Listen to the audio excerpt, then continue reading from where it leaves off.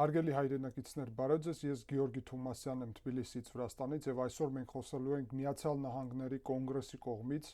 Վրաստանի հետ կապված բանաձև ընդունելու մասին, որը կոչվում է Մեգոբարի ակտ եւ շատ մեծ կարեւորություն ունի։ Մեգոբարին մի քանի բառից ուրեմն կազմված անգլերեն նախադասություն է եւ առաջի տառերով հավաքել են հենց Մեգոբարի բառը, որը վրացերեն նշանակում է ընկեր։ Եվ Վրաստանի համար դա Միացյալ Նահանգների ինչպես ընկերոջ ուրեմն հայտարարությունն է եւ փաստաթուղթն է, որը ամրապնդելու է Վրաստանի հետ Միացյալ Նահանգների հարաբերությունները, բայց նաեւ կարեւոր մաս է կազմում դրա պատժամիջոցները եւ նոր մոտեցումները։ Սա օրենք է դառնալու Միացյալ Նահանգներում, կոնգրեսի փուլը արդեն անցել է, հիմա անցնելու է դեպի Սենատ եւ հետո արդեն նախագահ Դոնալդ Թրամփը պետք է ստորագրի։ Սրա անունը ուրեմն ընդհանուր առումով, եթե անգլերեն ասենք, mobilizing and enhancing Georgia's option for building accountability, resilience and independence, Մեգոբարի ակտ, որի նպատակն է օգնել Վրաստանին, որ ստեղծի այնպիսի հնարավորություն, որ ավելի հզոր դառնա, ուրեմն անկախ եւ պատասխանատու տարբեր մեխանիզմներով, որ Վրաստանին օգնի այս օրենքը Միացյալ Նահանգների։ Առաջերտին միջև անցնելը բուն հարցին, ուզում եմ կոչ անեմ ձեզ, որ անպայման բաժանորդագրվեք մեր ալիքին, դրեք զանգակը, անպայման լայքեք այս վերլուծություն, դա շատ կարևոր է մեր ալիքի հետագա զարգացման համար, ինչպես նաև ցանկության դեպքում դուք կարող եք աջակցել ալիքին նկարագրությունում նշված PayPal-ի եւ կրիպտոարժույթների հասցեների միջոցով եւ ձեր ներդրումը ունենաք այն տուգանքների վճարման գործում, որոնք շարունակվում են։ Երեք ինձ երկրորդ անգամ տուգանեց Վրաստանի Իվանիշվիլու դատարանը, $1800 են դարձրել մեկ տուգանքը Ռուսթավելի վրա, հարյուրավոր մեր մասնակիցներին այդպես տուգանում են, սա իմ համար երկրորդ հիմա տուգանքն է եւ սա նաեւ բռնապետության այն համակարգի մաս է, որի նպատակն է ճնշել Վրաստանի ընդդիմադիր գործիչներին եւ խոչընդոտել Վրաստանի ճանապարհը դեպի Եվրոմիություն։ Իրականում սա նաեւ խոչընդոտում է ոչ միայն Վրաստանի, այլ նաեւ Հայաստանի ճանապարհը, մեր միասնական բոլորիս ճանապարհը դեպի Եվրոպական միություն եւ այդ իսկ պատճառով շատ մեծ կարեւորություն ունի ընդդիմադիր շարժման շարունակությունը եւ այդ շարունակության համար կարեւոր մասը զբաղեցնում հենց Մեգոբարի ակտը, որի մասին մենք հիմա ձեր հետ մանրամասն կխոսենք։ Առաջի կարևոր նպատակը սրա ժողովրդավարությունը աջակցելն է Վրաստանում, բացի դրանից աջակցել Վրաստանի անվտանգությանը եւ պաշտպանողական հնարավորություններին եւ համագործակցությանը Միացյալ Նահանգների հետ, բայց այն դեպքում, եթե Վրաստանը ճիշտ ճանապարհի վրա վերադառնա, ուրեմն ռուսական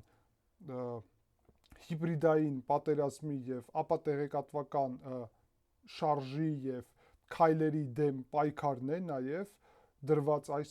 փաստաթղթում, այս օրենքում, ինչպես նաեւ առանձին անձնավորությունների պատասխանատվությունը նրա համար, որ իրենք ինչ գործունեություն են Վրաստանում ծավալում, նկատի ունեմ բռնապետության ձևավորում, ինչպես նաեւ նկատի ունեմ իհարկե սա վերաբերվում է Ռուսաստանի համար Ռուսաստանի շահերը անցկացնել եւ մենք ձեր հետ մանրամասն հիմա նաեւ կխոսենք դրա մասին։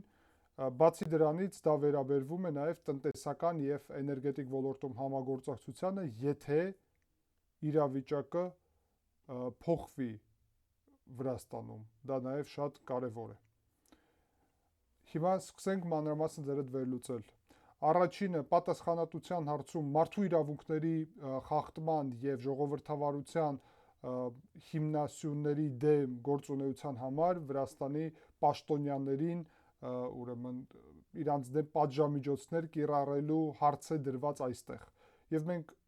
իհարկե հիմա կասենք նաեւ ցուցակը, որը Ջո Վիլսոնը, Միացյալ Նահանգների Հելսինկյան կոմիտեի ղեկավարը, նաեւ տարածել է եւ այդ ցուցակով մենք գիտենք, որ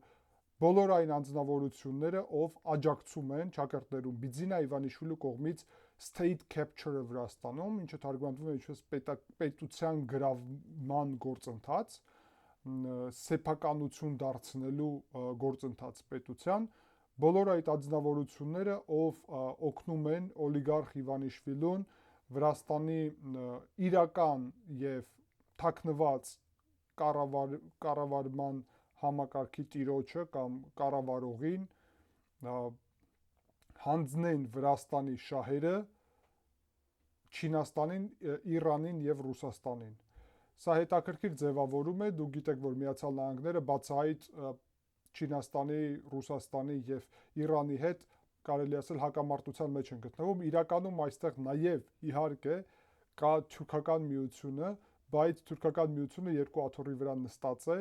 մի աթոռի վրա արևմուտքի հետ, մյուս աթոռի վրա հենց Ռուսաստան, Չինաստան, Իրան։ Մենք ձեր այդ օրերս ենք քննարկել, որ Ադրբեջանը խոսքին Ռուսաստանի հետ պայմանագրեր ունի, Իրանի հետ պայմանագրեր կնքեց, Չինաստանի հետ շատ բարձր աստիճանի ռազմավարական հարաբերություններ կնքեց, ուստի ամեն ինչ կարծում եմ շատ պարզ է։ Ցուցակը ցուցակում կա վարչապետ Իրակլի Կոբախիձեն, քաղաքապետ Թբիլիսի Կախա Կալաձեն, նախկին վարչապետ Իրակլի Ղարիբաշվիլին, ներքին գործերի նախարար Վախթանգ Գոմելաուրին, ազգային անվտանգության ծառայության պետ Անրի Օխանաշվիլին, արդարադատության նախարար Պաատա Սալյան, արտաքին գործերի նախարար Մակա Բոճորիշվիլին, Աճարայի կառավարության ղեկավարը Սուլխան Թամազաշվիլին, խորհրդարանի նախագահը Շալվա Պապուաշվիլին, փոխնախագահ խորհրդարանի Նինո Ծիլոսանին, խորհրդարանում մեծամասնության ղեկավար Մամուկամ Դինարաձեն, Post TV ուրեմն հեռուստաընկերության Ռուսամետ հեռուստաընկերության ղեկավար եւ խորհրդարանի անդամ Վիկտոր Ջափարիձեն, նաեւ խորհրդարանի անդամ Տիտո Դիմիտրի Սամխարաձեն եւ խորհրդարանի անդամ Թեա Ծուլուկյանին, սա նաեւ վերաբերվում է դատական համակարգի ներկայացուցիչներին, ուրեմն Թբիլիսի տարբեր դատական համակարգի ղեկավարներին Միխայիլ Չինչալաձեին, Լևան Մուրուսիձեին, Դիմիտրի Գուրիտիշվիլին, Գեորգի Միքաուտաձե, Լևան Թևզաձե, Իրակլի Շենգելիա, Ռևազ Նադիրայա եւ Շալվաթ Հադումաձե, սրանք սահմանադրական դատարանից սկսած եւ բոլոր տարբեր աստիճանի դատարանի ղեկավարներն են։ Բացի դրանից ուրեմն գլխավոր դատախազին են նաև պատժամիջոցներ պատրաստում Գեորգի Գաբիտաշվիլին, ինչպես նաև հատուկ քննչական ծառայության ղեկավար Կարլո Կացիտաձեին, կենտրոնական ընտրական հանձնաժողովի ղեկավար Գեորգի Կալանդարիշվիլին, ուրեմն նաև իր փոխղեկավար կենտրոնական ընտրական հանձնաժողովի Գեորգի Ջավախիշվիլին, հակակոռուպցիոն ուրեմն ծառայության ղեկավար Ռաժդեն Կուպրաշվիլին, ինչպես նաև ազգային բանկի ղեկավար Նաթիա Թուրնավան, այստեղ նաև այս ցուցակում նաև կան բիզնեսի ներկայացուցիչներ, ով Մոտե Իվանիշվիլու հետ Ուչա Մամացաշվիլին, Վանոչ Խարտիշվիլին, Ալեքսանդրե Իվանիշվիլին, որը իր աղբերն է, եղբայրը, Օթար Ռոմանով Փարցխալաձեն, որը նաև բարձր պաշտոնյա էր նախկինում, Նոշրևան Նամորաձեն եւ պրոպագանդայի քարոզի համար պատասխանատու մի շարք մարդիկ, ԻՄԵԴ-ի գլխավոր քարոզչա մեքենա նա ԻՄԵԴ-ին իշխանության ղեկավար եւ տերն է այդ հեռուստաընկերության Իրակլի Ռուխաձեն, նաեւ հիմնադիրը Post TV Ռուսամետ, նաեւ երկրորդ այսպիսի քարոզի մեքենայի հիմնադիր Լաշա Նացրլիշվիլին, նաև Վրաստանի առաջին ալիքի, հանրային ալիքի ղեկավար Վասիլ Մաղլափերիձեն եւ ղեկավարի փոխղեկավար ուրեմն տնօրենի պաշտոնը ինքը ունի, նա նախագահն է, իսկ Թինաթին Բերձենիշվիլին տնօրենն է եւ Կախա Բեքաուրին, ով զբաղեցնում է մեդիայի ոլորտում պետության ներկայացուցչի պաշտոնը։ Այս ցուցակը դուք պատկերացնում եք ու մասնախոսքը ամբողջ պետական համակարգը, որոնք Բիձինա Իվանիշվիլի, ես շատ անգամ ձեզ ասել եմ, որ այս մարդիկ Բիձինա Իվանիշվիլի ներկայացուցիչներն են, բոլորը կառավարվում եւ ղեկավարվում են Բիձինա Իվանիշվիլու կողմից եւ այս մարդիկ իրական քաղաքական գործիչներ չեն։ Իվանիշվիլին ստեղծել է կեղծ քաղաքական իրավիճակ, որտեղ որ բոլորը կառավարվում են եւ ամբողջ պետական համակարգը ինքը դարձրել է իր սեփականությունը, ինչը շատ վտանգավոր է։ Ուրեմն առաջի կետը այդ պատժամիջոցներն են։ Բացի պատժամիջոցներին այդտեղ կա, եթե Վրաստանը վերադառնա ճիշտ ուղու վրա, ապա Միացյալ Նահանգները առաջարկում են Վրաստանին զինված ուժերի համար հատուկ ուրեմն ռազմական հնարավորություններ, ինչպես նաև միասնական զորավարժություններ, աջակցություն, որ ՆԱՏՕ-ի հետ ինտեգրացումը եւ հնարավորությունները Վրաստանի զինված ուժերի լուրջ աճի եւ աջակցություն Միացյալ Նահանգների կողմից ռազմատեխնիկական առումով Վրաստանի զարգացման, փաստաթուղթը նաև ներառում է ԶԼՄ-ների համար, հասարակական կառույցների համար ֆինանսական աջակցություն, ինչպես նաև նպատակ ունի, որ աջակցի մեդիայի ազատությանը եւ ճշմարիտ տեղեկատվության տարածմանը Վրաստանի հանրությունում, բացի դրանից նպատակաուղղված է գումարների մի մաս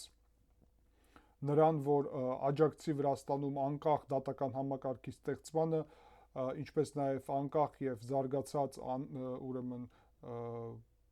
կենտրոնական ընտրական հանձնաժողովի ձևավորմանը եւ հակակոռուպցիոն ուղղությունով զարգացումների, սա նաև վերաբերվում է նրան, որ Միացյալ Նահանգները առաջարկում են Վրաստանին ազատ տնտեսական համակարգ եւ փաստորեն Վրաստանը ունենալու է շատ քիչ պետությունների պես շատ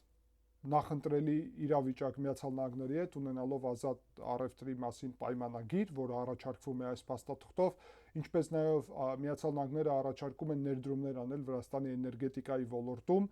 Բացի դրանից, շատ կարևոր մաս է զբաղեցնում այս փաստաթղթի այն, որ Միացյալ Նահանգները հստակ ասում են, որ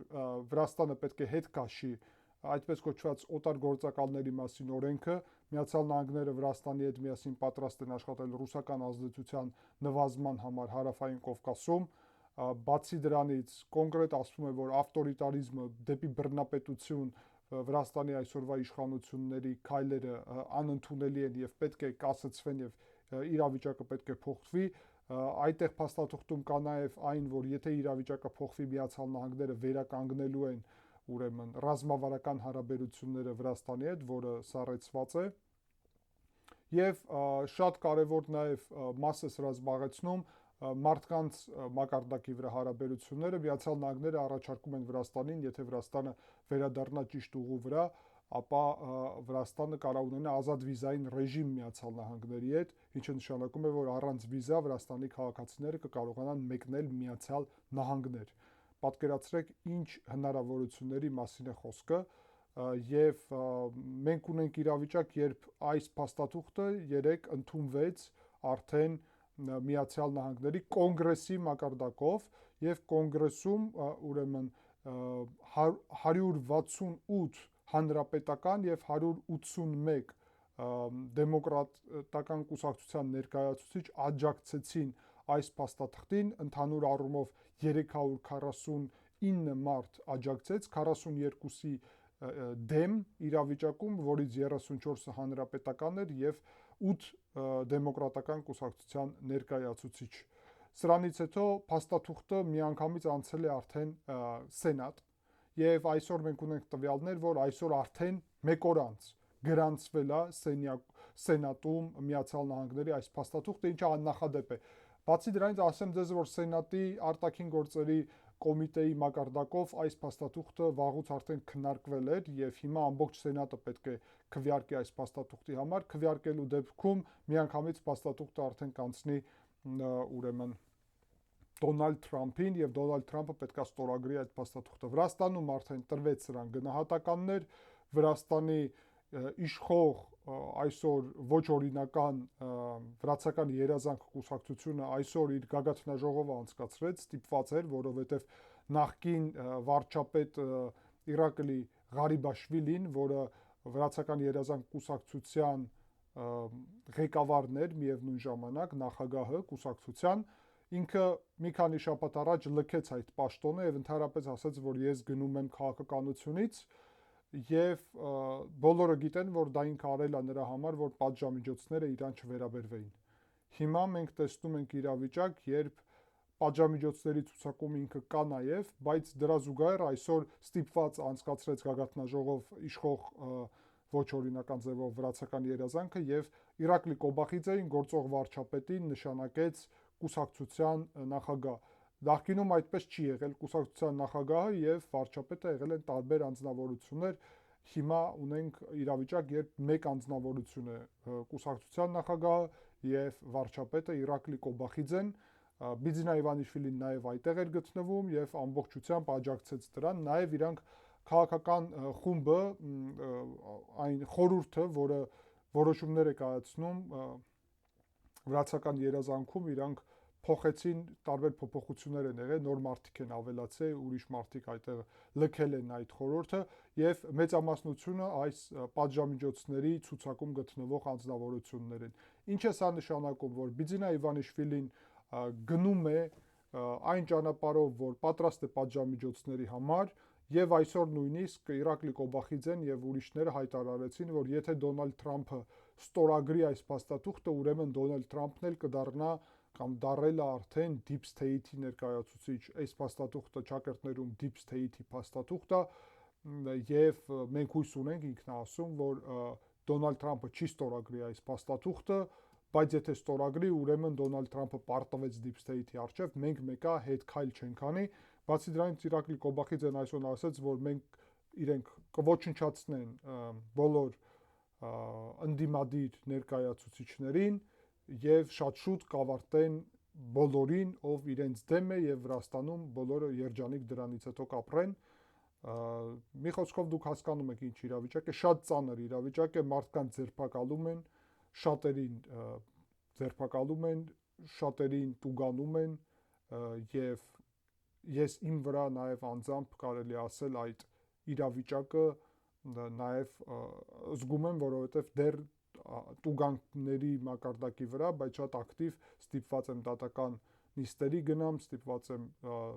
տուգանվելու դեպքում վճարեմ այդ տուգանքները եւ այլն, կարելի ասել, որ բարի բարդ իրավիճակ է Վրաստանում ստեղծվել, շատ բարդ, որովհետեւ բռնապետությունը անցել է վերջի փուլի։ Սրա կարևորությունը Հայաստանի համար բացատրել պետք չի, կարծում եմ։ Խնդիրը նրանում է, որ առանց ժողովրդավար Վրաստան, ժողովրդավար Հայաստան չի կարող լինել։ Առանց Եվրոպա գնացող Վրաստան, արևմուտք գնացող Վրաստան, արևմուտք գնացող Հայաստան չի կարող լինել։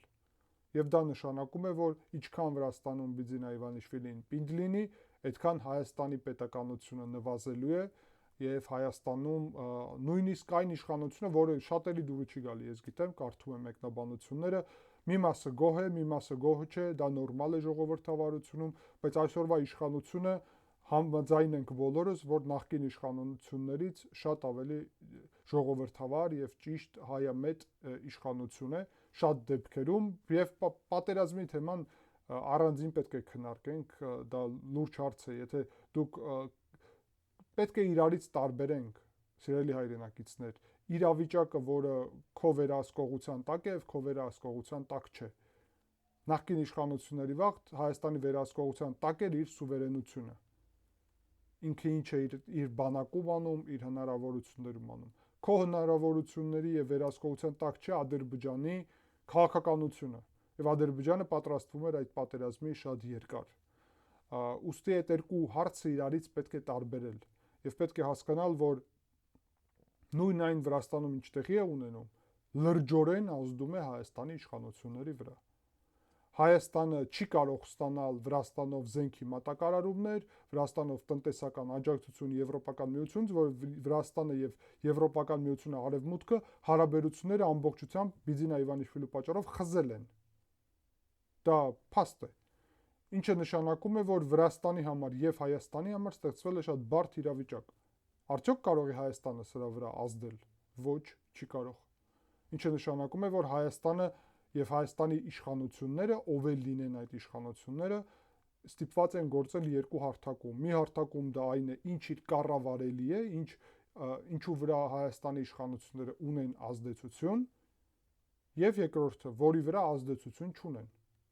Եվ այդ թվում ոչ Ադրբեջանի, ոչ Թուրքիայի, ոչ Իրանի եւ ոչ էլ Վրաստանի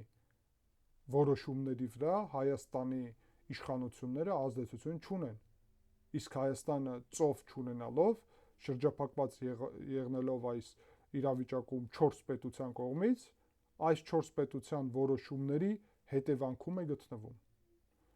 Եվ դա շատ կարևոր հարց է, ուստի կարծում եմ Վրաստանի կարևորությունը բոլորդ շատ լավ հասկանում եք։ Մենք սա գնահատում ենք ինչպես դրական փաստաթուղթ եւ հույս ունենք, որ այս փաստաթուղթը ել ավելի կօգնի Վրաստանի եւ Միացյալ Նահանգների հարաբերությունների բարելավմանը եւ կօգնի մեր պայքարին Բիձինա Իվանիշվիլու ռուսական համակարգի դեմ։ Այսքանով ավարտեմ այսօրվա վերլուծությունը, հարցերի դեպքում գրեք մեկնաբանություններ եւ կշարունակենք քննարկել։ Շնորհակալ եմ ուշադրության համար, կհանդիպենք